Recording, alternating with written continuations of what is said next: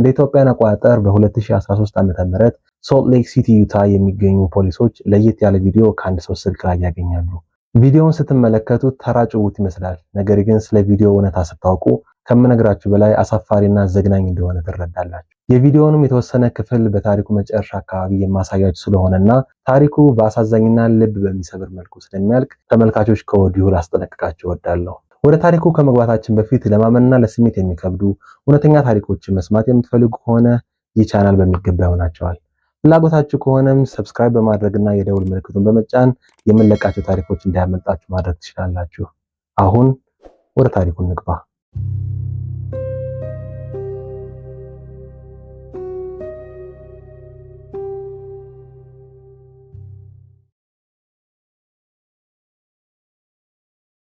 እንደ ኢትዮጵያን አቆጣጠር ጥር 1968 ዓ.ም ዳንኤል ሆልሰት አርገን ውስጥ በምትገኝ ኤትካዳ በተባለች አነስተኛ ከተማ ተወለደ።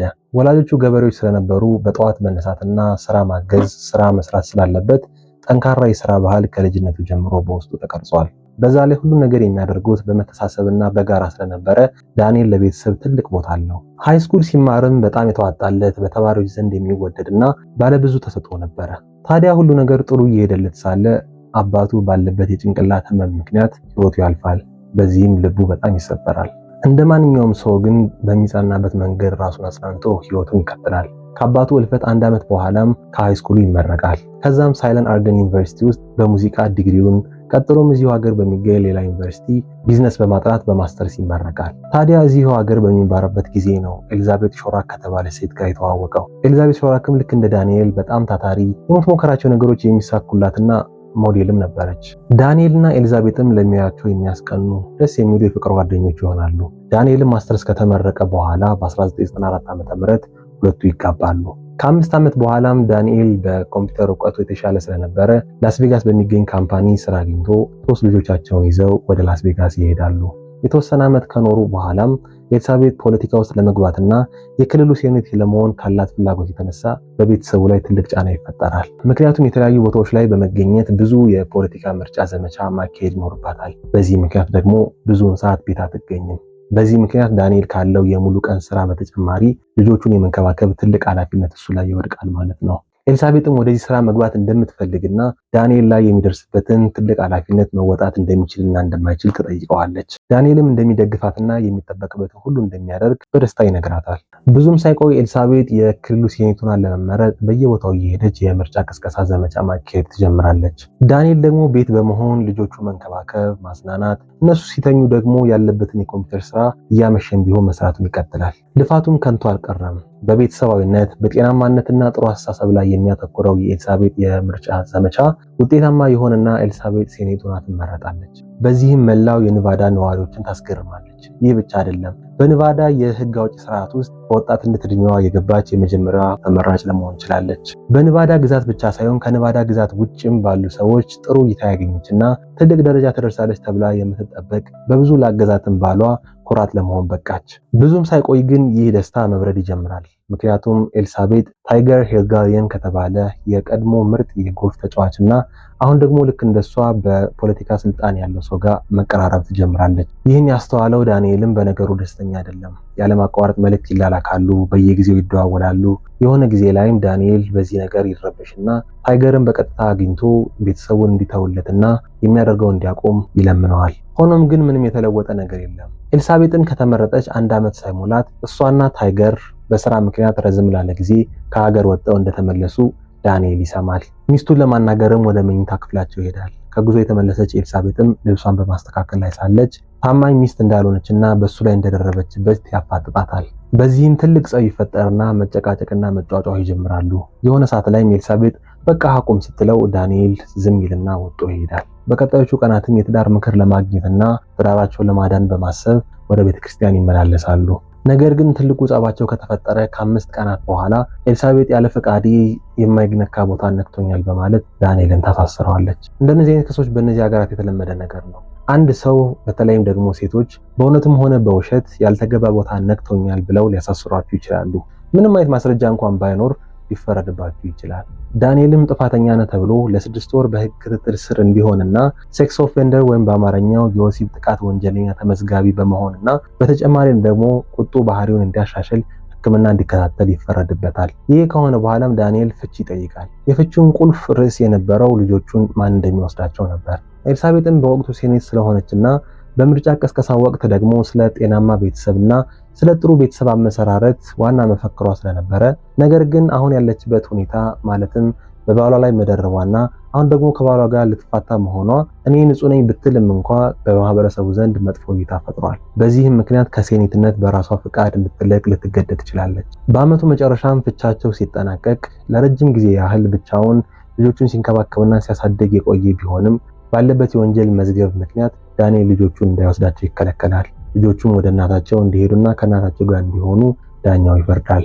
ወዲያውኑም 3 ልጆቿን ይዛ ኔቫዳን ለቃ ወደ አላስካ በመሄድ ባሏን በመካከላችን ምንም አልተፈጠረም ብላ ከካደችው ታይገር ከተባለው ሰው ጋር ትዳር መስረታ መኖር ትጀምራለች። ዳንኤልም በነገሩ ልቡ ይሰበራል። በተለይም 3ቱ መልአኮቼ ብሎ የሚጠራቸው ልጆቹ ከሚኖሩበት ሀገር ርቀው በመሄዳቸው በጣም ይጎዳል። ነገር ግን ልክ አባቱ ሲሞት እንዳደረገው ራሱን በማጽናናት ትኩረቱን ወደ ስራው አድርጎ መኖሩን ይቀጥላል።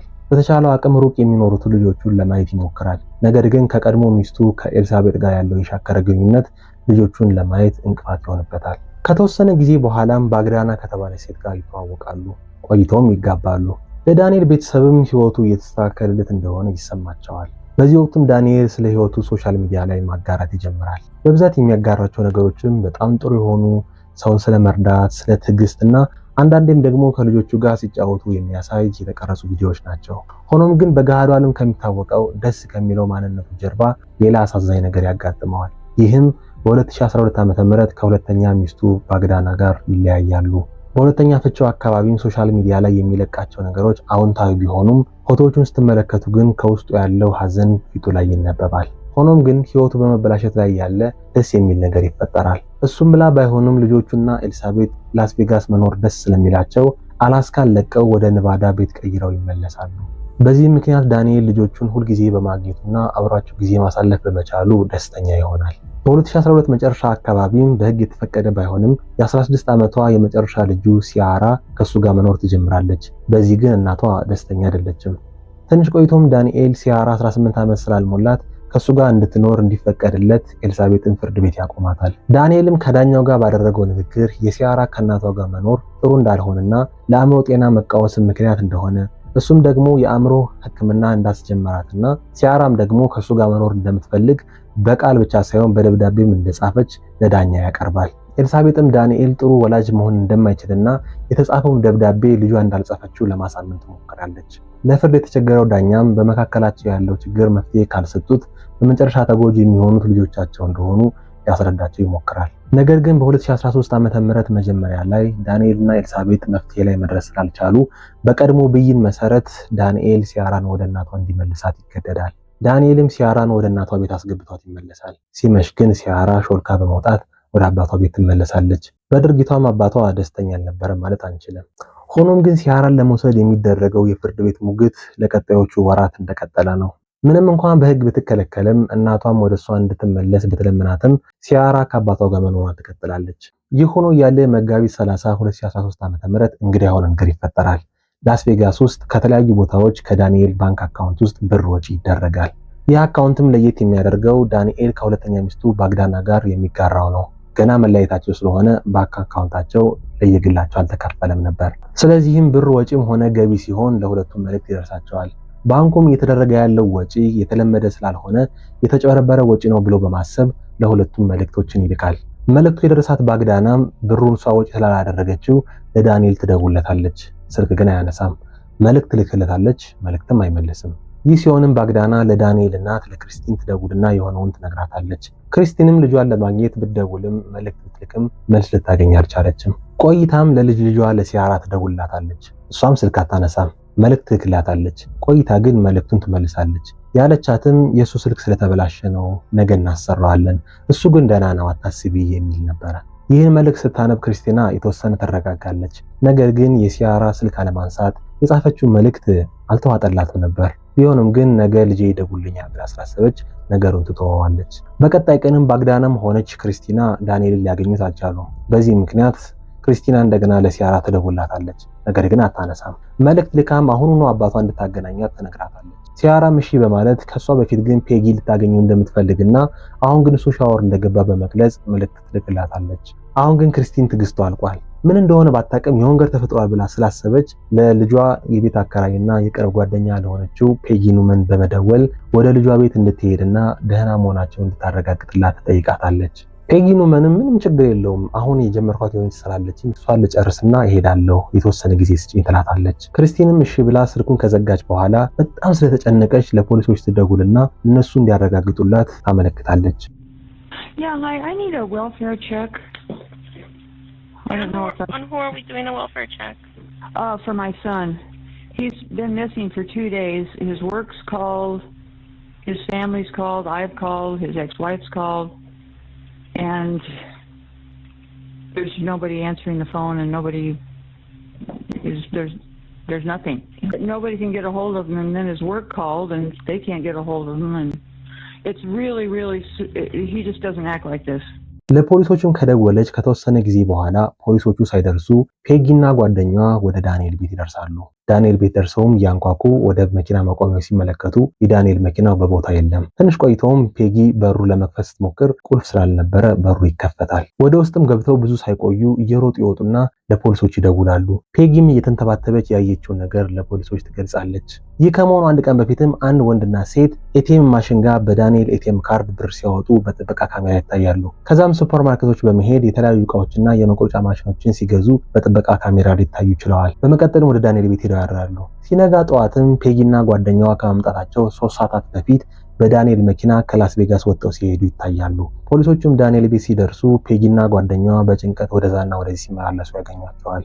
ፖሊሶቹም ወደ ዳንኤል ቤት ውስጥ ገብተው ሲመለከቱ ፔጊና ጓደኛዋ ያዩትን አሰቃቂና ዘግናኝ ነገር ይመለከታሉ።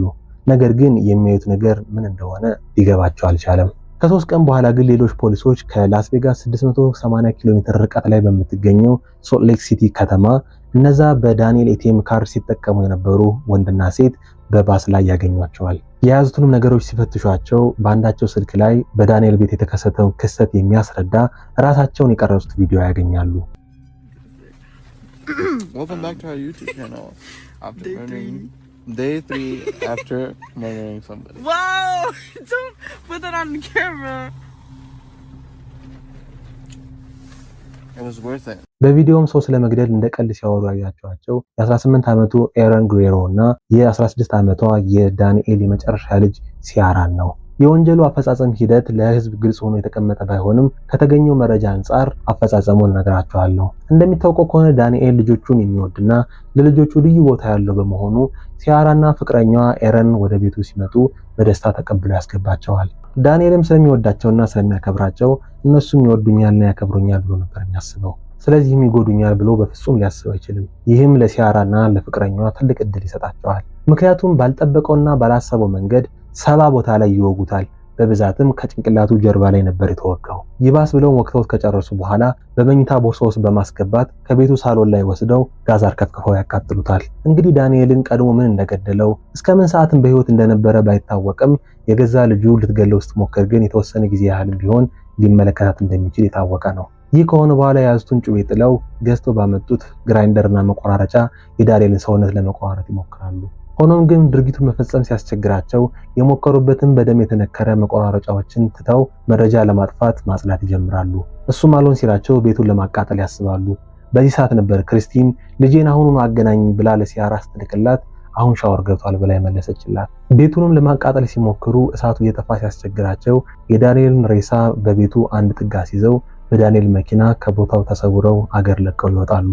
ፖሊሶቹም ሊይዟቸው የቻሉበት ብቸኛ ምክንያት ሲያራና ኤረን ሶልት ሌክ ሲቲ የሚገኝ የከተማ ባስ ሲጠቀሙ ኤረን ትኬት ሳይቆርጥ ነበር የገባው። እንዳጋጣሚ ሆኖም የጉዞ ተቆጣጣሪዎች ትኬት እያዩ በሚመጡበት ሰዓት ኤረን ትኬት ባለመያዙ ምክንያት ስሙን ለመመዝገብ ሲስተሙ ሲያስገቡት የላስ ቬጋስ ፖሊሶች እንደሚፈልጉት ይደርሱበታል። እንግዲህ ሲያራ ከልቡ የሚወዳትንና ለሷ ልዩ ቦታ ያለውን አባቷን ለምን መግደል እንደፈለገች ግልጽ ባይሆንም የሚገመተው ግን ዳንኤልና ኤልሳቤጥ እሷን የግላቸው ለማድረግ በፍርድ ቤት በሚሟገቱበት ወቅት ሲያራና ኤረን በፍቅር ይወድቃሉ። የሆነ ጊዜ ላይም ተያይዘው ለመጥፋት እንዳቀዱ ሲታወቅ ዳንኤልና ኤልሳቤጥ የኤረን ወላጆች ጋር በመገናኘት ሁለቱ ወላጆች እነዚህ ልጆች እንዳይገናኙ ይወስናሉ። በወቅቱም ሲያራ ከአባቷ ጋር እየኖረች ስለነበረ ያላትን ቁጣ ሁሉ አባቷ ጋር ታደርገዋለች። አንዳንድ ቀንም አባቷን በማባበል ከፍቅረኛዋ ጋር እንዲገናኙ ይፈቅድላታል። ነገር ግን ያለምንም ችግርና ያለምንም ከልካይ ከፍቅረኛዋ ጋር ለመሆን አባቷን መግደል እንዳለባት ይሰማታል። በዳንኤልም የቀብር ስነ ስርዓት ላይ የህይወት ታሪኩ ሲነበብ የሶስት ልጆች አባት ሳይሆን የሁለት ልጆች አባት እንደሆነና ሲያራም እንደ ቤተሰብ አካል እንደማትቆጠር ተገልጿል። የዳንኤል ቤተሰብም ሲያራና ኤረንን በህግ የመጨረሻውን ከባድ ፍርድ እንዲፈረድባቸው እንደሚመኙ በግልጽ አሳውቀዋል። ሲያራና ኤረንን በግድያና ተያያዥ ወንጀሎች የዕድሜ ልክ እስራት ተፈርዶባቸው በኔቫዳ እስር ቤት ውስጥ ይገኛሉ። እንግዲህ ዛሬ ታሪካችን ይህን ይመስላል። እንደተከታተላችሁት ታሪኩ አሳዛኝና ዘግናኝ ነው። እናንተም ስለ ታሪኩ የተሰማችሁን በኮሜንት አሳውቁን። በሌሎች ታሪኮች እስከምንገናኝ ሰላም ቆዩ።